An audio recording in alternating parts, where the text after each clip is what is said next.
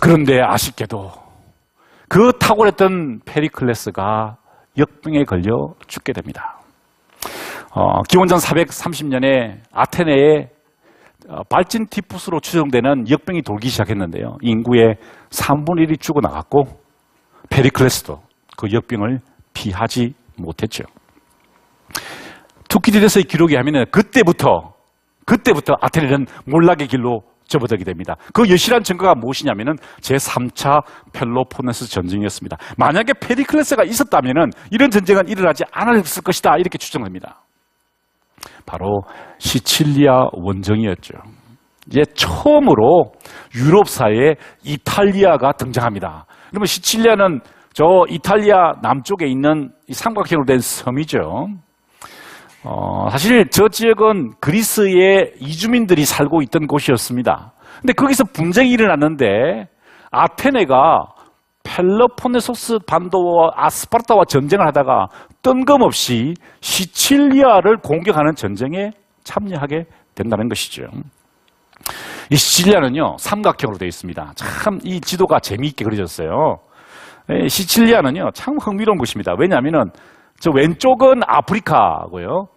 오른쪽 밑은 그리스고요. 그 다음에 저 북쪽은, 동쪽 북쪽은 뭡니까? 이탈리아와 저 독일까지 연결됩니다. 그러니까 유럽과 동방과 아프리카가 함께 만나는 곳입니다. 그러니까 이 세 개의 문명권이 계속 돌았는데 지금은 뭐 한 개의 문명권이 지배하고 있죠. 마피아 문명권이라고요. 자, 이 세게스트라는 곳이 저 왼쪽에 있는 도시인데요. 지금도 그 유적지가 남아 있는데 이쪽이 어느 유민들이냐면은 아테네와 이오니아 지방, 그러니까 그리스 동쪽 사람들이 이주한 곳입니다. 자, 그런데 이 세게스타와 그 밑쪽에 있는 셀리누스라는 도시가 있습니다. 지금은 아그리젠토라고 부릅니다. 신전이 굉장히 많은 아름다운 도시인데요.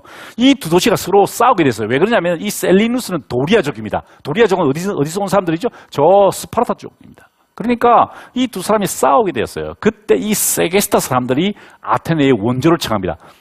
사실 거짓말을 했어요. 자기들이 돈이 많다고, 보물이 많으니까 도와주면 돈을 주겠다 그랬어요. 그랬더니 이 전쟁에 참전을 하게 됩니다. 그 참전한 그 계기를 마련했던 사람이 누구냐? 바로 알키비아데스라는 인물이죠.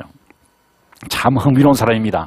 이 인물은요, 어떻게 보면은 페리클레스와 완전히 대척점을 이루는 그런 인물입니다. 이 투키디데스가 펠로폰네소 전쟁사를 통해서 이야기하고 싶었던 것은요, 페리클레스와 알키비아데스의 비교였습니다. 이 사람은 어떤 사람이냐? 친척이었습니다. 페리클레스의. 그리고 피보호자였고요. 무엇보다도 소크라테스의 제자였습니다. 연인이기도 했습니다. 당시에 뭐 동성애적인 관계는 아니고요. 굉장히 따르는 그런 아버지와 같은 그런 존재였죠. 소크라테스가. 그래서 아주 탁월한 교육을 받았던 사람입니다. 그리고 연설 능력과 판단력은 타의 추종을 불허했고요. 무엇보다 놀라운 것은 탁월한 외모였습니다. 금발이었어요. 완전 블론드의 금발이었습니다. 그래서 장안에서 유명한 그런 인물이었습니다. 그렇기 때문에 이런 그림에서 알키비아데스가 등장하지 않을 수가 없죠. 아테네 학당인데 다들 중앙 부분을 보시죠. 플라톤과 아리스토텔레스를 보는데 한쪽 구석에 보시면은 여기에 소크라테스가 보이시죠? 왼쪽에 손가락으로 이렇게 하면서 이야기를 하고 있죠. 그 옆에 있는 사람이 누구냐? 바로 그 금발의 사나이 알키비아데스입니다. 얼굴이 통통하니 아주 잘생긴 그런 얼굴이었죠. 이 그림도 굉장히 유명한 그림인데요.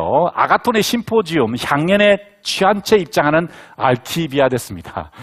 이 사람은 굉장히 이 엄주 가물을 즐겼던 것 같아요. 그래서 이 아가톤이라는 사람의 이 잔치상에 뒤에 지금 뒷모습을 드러내고 있는 저 노인이 바로 소크라테스입니다. 그래서 소크라테스를 찾아서 이렇게 찾아와서 그 옆에서 기대에 안고 이렇게 약간의 그 추태를 부리는 그 장면들로 기록되어 있죠. 이 알키비아데스는요, 굉장히 성격이 오만했습니다. 굉장히 오만했어요. 레슬링을 굉장히 즐겨했는데요. 레슬링을 할 때 절대로 이게 레슬링 하면 왜 고개를 이렇게 숙이지 않습니까? 그죠? 근데 이 알키비아데스는 이 고개를 들었다 그래요. 이렇게. 왜냐면은 나의 이 고귀한 육체가 너희 같은 평민들의 그 냄새나는 몸에 닿아서는 안 된다고 이렇게 고개를 들고 코를 들고 싸웠다고 그러죠. 그래도 늘 이겼다고 그럽니다. 그 이름은 알케는 강하란 뜻이고요. 비하는 힘이라. 그러니까 굉장히 남성적인 그런 덕목을 추구했습니다. 그리고 좀 허영심이 많았어요. 그래서 올림픽 게임에 전차를 한 대만 출전시키는 게 아니라 7대를 출전시켜가지고 그 중에 1등, 2등, 4등까지 싹쓸이를 하는 그런 아주 공명심이 아주 많은 그런 인물이었죠. 근데 이 건발의 사나이가 바로 전쟁을 일으키는 것입니다. 왜 일으키느냐? 사실 1차 펠로폰네소 전쟁이 끝났을 때 니키아스라는 장군이 화해를 합니다. 휴전을 맺어가지고 한 30년간의 평화기가 찾아와요. 그것을 반대합니다. 이 사람이. 반대하면서 전쟁을 하자. 그리고 우리가 시칠리아를 공격하자라고 주장을 하게 됩니다. 그랬더니 아까 그 평화주의자였던 그리고 니케아스의 평화를 이루었던 그 니케아스 장군이 사람들 앞에서 전쟁을 하지 말아야 된다는 연설을 하게 됩니다. 이렇게 이야기하죠. 장군이 되기에는 아직 어린 나이임에도 불구하고 이게 누굴까요? 바로 알키비아데스입니다. 20대 초반에 아주 약간의 나이가 장군이 되려고 전쟁을 일으키려고 한다는 것이죠. 이기적인 이유에서 원정을 가야 한다고 주장하는 자가 있다면 알키비아데스를 이야기하는 거죠. 그리고 그가 자신이 먹이는 경주마 때문에 사람들에게 경탄받기를 원하고 그런 사람이 자기 멋을 부리느라 도시를 위험에 빠뜨리는 일을 막아야 합니다. 라고 전쟁을 반대합니다. 그런데 알키비아데스는 이렇게 이야기하죠. 도시가 가만히 있으면 저절로 질이 떨어지고 그 기술도 낡아버리는데 계속해서 전쟁을 하다 보면 경험이 축적해서 말이 아닌 행동으로 자신을 지키는데 익숙해질 것이라는 것을 명심하십시오. 무슨 말입니까? 바로 자기 외삼촌이었던 페리클레스가 한 말을 똑같이 반복하고 있습니다. 그런데 페리클레스는 나라를 사랑하고 자신에게 재물을 취하지는 그런 생각이 전혀 없었기 때문에 이 이야기를 정정당당하게 할 수 있다는 거죠. 그런데 이 사람은 어떻다는 거죠? 사욕에 빠져 있었다는 것입니다.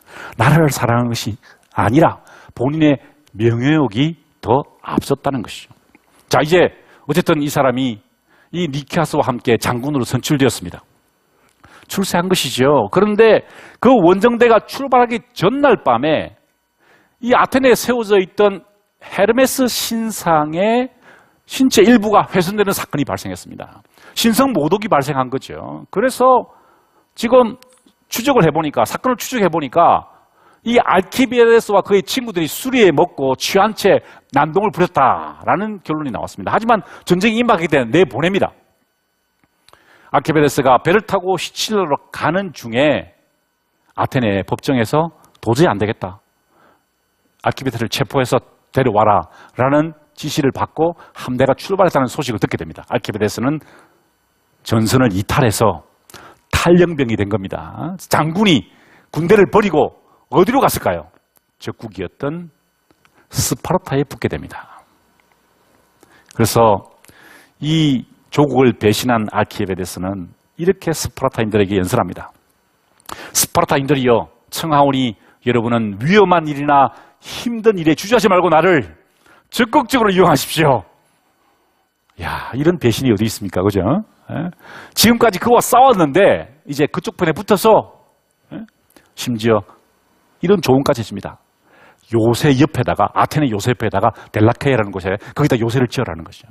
이 작전이 가장 주요할 것이다 라고 작전까지 일러줍니다. 자, 그런데 이 적국에 붙었던 이 알키비아데스가 또 문제를 일으킵니다. 왕의 왕비를 건드렸습니다. 이 금발의 아름다운 미모를 가지고 있었기에 또 이 탁월한 대화술을 가지고 있었기에 그 선생이 누굽니까? 소크라테스 아닙니까? 얼마나 훈련을 잘 받았겠어요. 그래서 왕비를 건드려서 임신을 하게 됩니다. 티마이아라는 왕비였는데요.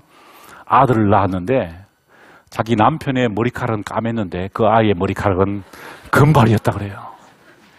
그 아이를 보고 티마이아가 뭐라는지 아십니까? 귀에다 대고 이렇게 속삭였습니다.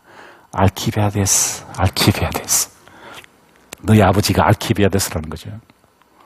그 사실을 알게 된 스파르타의 왕은 어떻겠습니까? 분노해서 이 알키비아데스를 체포하라는 명령을 내립니다. 그 소식을 듣고 알키비아데스는 도망가게 됩니다. 어디로 도망가지 아십니까? 자, 이 아테네였죠. 아테네에서 배신해서 어디로 갔습니까? 스파르타로 갔죠. 이제 어디로 도망가야 할까요? 오른쪽으로 가야 돼요. 오른쪽이 어딜까요?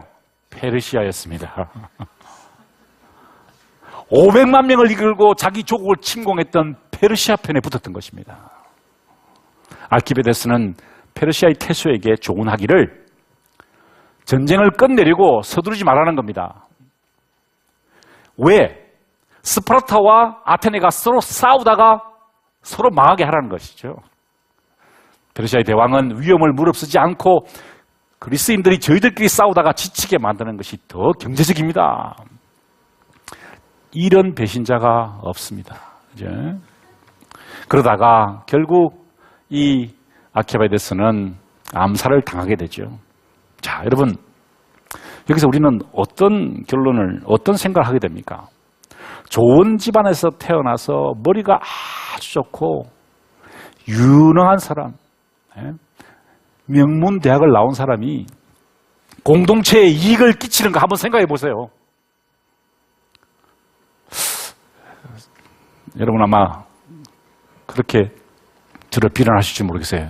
자기는 연세대학교 교수면서.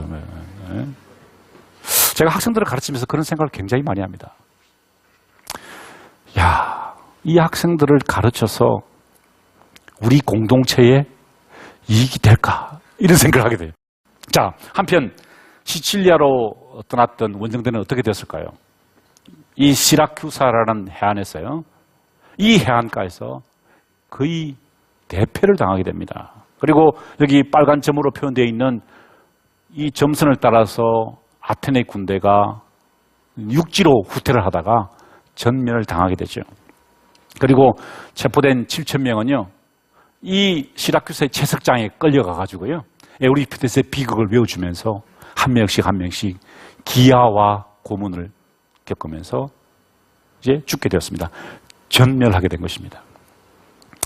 아테네가 이런 처참한 비극에 빠져들게 되었다는 것입니다. 아포리아의 상태에 다시 접어들게 되었다는 것이죠. 이것이 바로 이 펠로폰네소스사의 전쟁사를 통해서 우리가 분명히 생각하고 다시 반성하고 우리를 돌아보아야 할 점이 있다는 것입니다. 그것이 무엇일까요?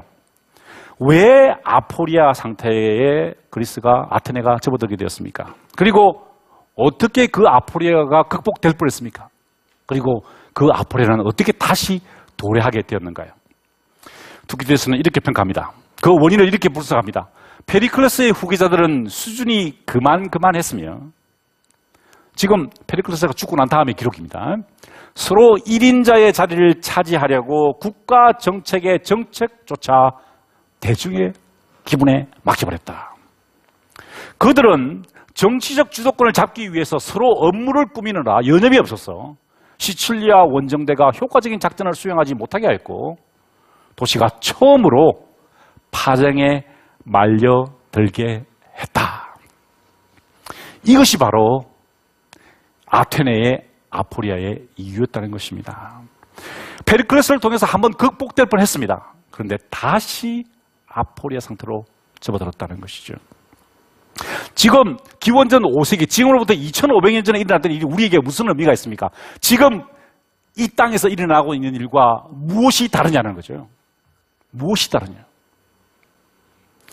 우리 공동체에 속한 구성원들은 아파하고 슬퍼하고 괴로워하는데 당파로 갈라져서 권력을 잡기 위해서 싸우는 사람들밖에 없지 않느냐는 것이죠. 그것이 바로 우리에게 닥친 아포리아의 원인이 아니냐는 것입니다. 지도자는 이 아포리아를 어떻게 극복해야 됩니까? 페리클레스의 길을 따라가야 할 것입니다.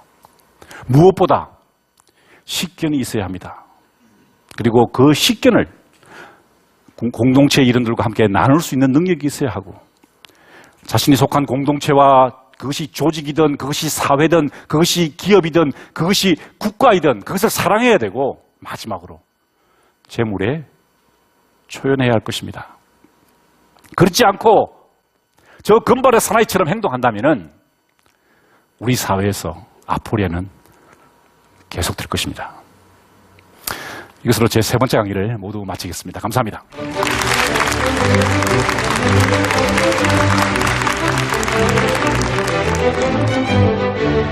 황금의 시대에, 몸짱의 시대에, 성형수술의 시대에 한 못생긴 사나이가 여기에 앉아 있습니다. 소크라테스는 이렇게 이야기했습니다. 캐묻지 않는 삶은 살 가치가 없다. 도시가, 국가가, 아테네가 철학에게 범죄를 일으킨 사건이었습니다. 아포리아 시대의 지도자는, 리더는 반드시 방향을 돌려서 내려가야 한다는 것입니다. 그대로 있어서는 안 된다는 거죠.